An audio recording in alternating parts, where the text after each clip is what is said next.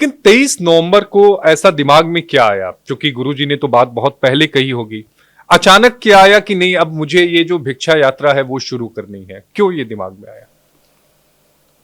जातियों में बटा हुआ समाज बहुत जगह नुकसान उठा रहा था। कैसे? आप जब चुनाव का विश्लेषण करते हैं तो एक विश्लेषण होता है जिसमें आप कहते हैं कि मुस्लिम बाहुल्य क्षेत्र, और एक क्षेत्र में आप कहते हैं यह ठाकुर इतना है, ब्राह्मण इतना है, जाट इतना है, यादव इतना है, गुजर इतना है, वाल्मीकि इतना, दलित इतना। एक तरफ आप कभी नहीं कहते सिया इतने, सुन्नी इतने, अंसारी इतने, पसमानदा इतने, अहले हदीस इतने, कमरिया इतने, गोसी इतने, ज्ञाना इतने, पसमानदा इतने, आप कभी नहीं कहते, आप कहते मुस्लिम इतने। तो जब आप उस दृष्टिकोण से एक कौम को देखते हैं, हम चाहते हैं कि एक कौम को भी उसी दृष्टिकोण से देखा जाए। हमारे मन में यह था कि जितना जातियों में बटे, चाहे हम कांधार में बटे, कटे, हिंदुकुश में बटे, कटे, पाकिस्तान में बटे, कटे, कश्मीर में बटे, अपने ही घर में बटे, तो कटे। अच्छा, कटने का अर्थ तलवार से मत लीजिएगा, ये भी मैं आपको पहले स्पष्ट कर दूं। कटने का अर्थ अपनी जड़ों से, अपने संस्कार से, अपने परिवार से, अपने व्यवहार से, अपने मित्र बंधुओं से कटना भी कटना ही होता है। पाकिस्तान के अंदर सिंध एक जगह है, सिंध के अंदर सिंधी पंजाबी एलीट माने जाते थे, विद्वान और पैसे वाले, 6 महीने में साफ हो गए। कश्मीर के अंदर वो जिन्हें हम लोग कश्मीरी पंडित कहते हैं, वैसे मैं उन्हें हिंदू कहता हूं, 6 महीने के अंदर साफ हो गया। और वर्तमान जिन्हें केरला फाइल और कश्मीर फाइल झूठ लग रही थी, बांग्लादेश फाइल लाइव चल रही है, वो देख लें। क्या वहां किसी से जाति पूछी जा रही है? मुझे नहीं लगता कि कोई जाति पूछ रहा है। ऐसा तो नहीं है कि दीपांकर जी आप बटेंगे तो कटेंगे नारे से प्रभावित हो गए? नहीं दादा, 23 नवंबर 2022 में पहली बार इसको हम ही ने बोला था। बस ये था 23 नवंबर 2022, जगह थी देवबंद का गयाना, और पर वो थोड़ा सा डिफरेंट था। फिर आप देवबंद का बेसिक शुरुआत वहीं से हुआ था, पहला दिन था, और मन में ये विचार था कि हम बोले कि जब तक आप एक हैं, जो हमने कहा था, जब तक आप एक हैं, आप सुनामी के जैसे वेग हैं, और जब भी आप बट जाते हैं, हर गली नुक्कड़ पर कट जाते हैं। अरे वाह! तब ये विचार था। 23 नवंबर 2022 तारीख इसलिए बोल रहा हूं कि आप याद रखें। आज इस विषय को देश के शीर्ष पर बैठे लोग अगर बोल रहे हैं, अगर आदरणीय मुख्यमंत्री जी ने कहा कि बटेंगे तो कटेंगे, मैं उसका अक्षरशः स्वागत करता हूं। उन्होंने तो एक, जैसे कहते हैं ना कि एक बेजुबान की वाचा को एक नए स्वर दे दिए। अगर कोई पीएम की पोस्ट पर बैठकर देश के यशस्वी मंत्री कहते हैं एक है तो सेफ हैं, मुझे लगता है इस यात्रा को सबसे बड़ी आधारशिला उन्होंने प्रदान कर दी। अगर संघ प्रमुख कहते हैं कि संगठित होना ही होगा, जातियों में ना बटकर, एक कुआं, एक शमशान और एक भगवान, तो मुझे लगता है कि एक सन्यासी को इससे बड़ी भिक्षा कोई मिल ही नहीं सकती। आचार्य दीपांकर जी, हजारों किलोमीटर लंबी यात्रा आपने की, लोग मिलते होंगे, लाखों की तादाद में आपसे लोग मिले होंगे, लोगों का क्या रिएक्शन रहता है? 2 बताता हूं आपको, जो 2 मेरे बड़े मार्मिक और करीब हैं।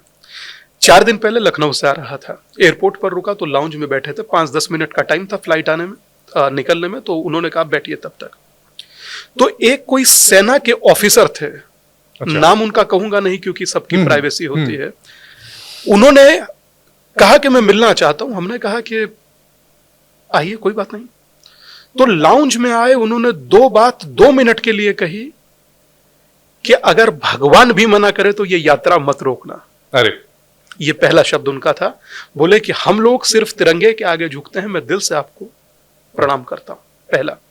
दूसरा, हम दिल्ली से निकल रहे थे तो एयरपोर्ट सिक्योरिटी क्रॉस करते हैं, सिक्योरिटी में एक व्यक्ति थे, उन्होंने आकर कहा कि ये यात्रा मत रोकिएगा।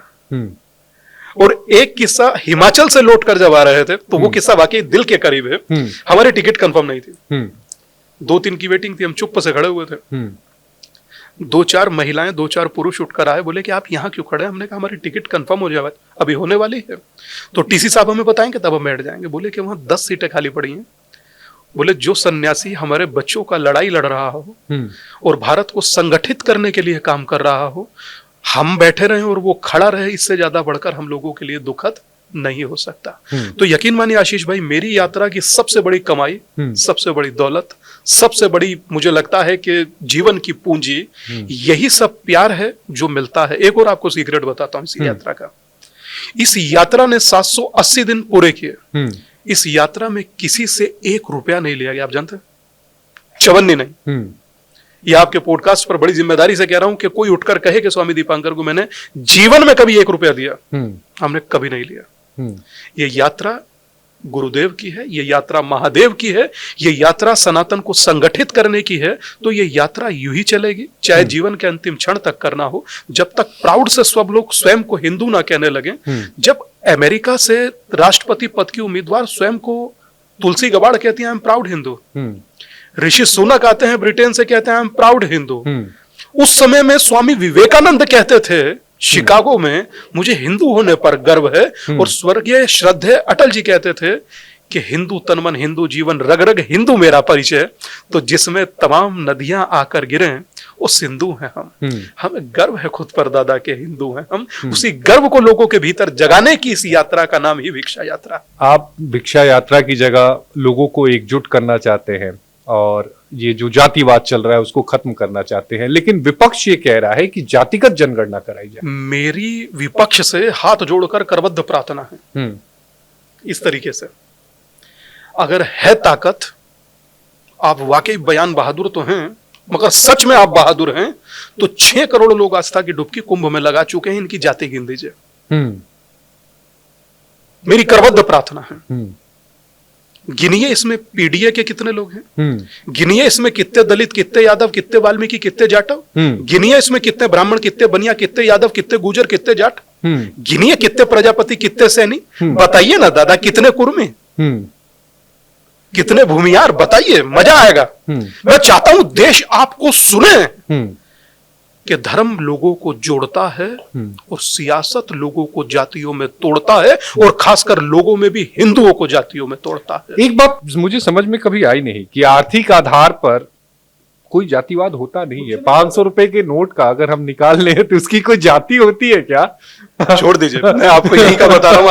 आपके स्टूडियो के बाहर एक फल बेच रहा था भाई, तो हमने उससे कहा कि 1 दर्जन केले कितने का है? कहता है 55 रुपया बाबा आपके लिए।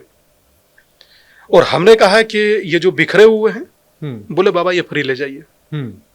तो सोचिए कि बिखरे हुए फलों की, बिखरे हुए मनुष्य की उतनी ही वैल्यू है जितना ठेले पर व्यक्ति ने लगाया। और आप संगठित हैं तो फिर आपको कहने की जरूरत नहीं है, फिर आप उसी लेवल से देखे जाते हैं, उसी सम्मान के साथ देखे जाते हैं जो भारत के अंदर अन्य समुदाय भी देखे जाते हैं। मगर एक बात पूरी कर दे आशीष भाई, ब्लड लेने जाते हैं ब्लड बैंक में, कभी पूछे कौन जात का है? वहां तो धर्म भी नहीं पूछते, कुछ नहीं, छोड़ दीजिए। गंगा में स्नान कर रहे हैं लोग प्रयाग में, कौन बाजू में नहा रहा, कौन पूछ रहा है? आप बैठ कर जाएंगे ट्रेन में, बाजू में कौन बैठा, कौन पूछ रहा? प्लेन में जा रहे हैं, बाजू में कौन बैठा, कौन पूछ रहा? पूछ रहा कौन है? एक शब्द है कास्ट,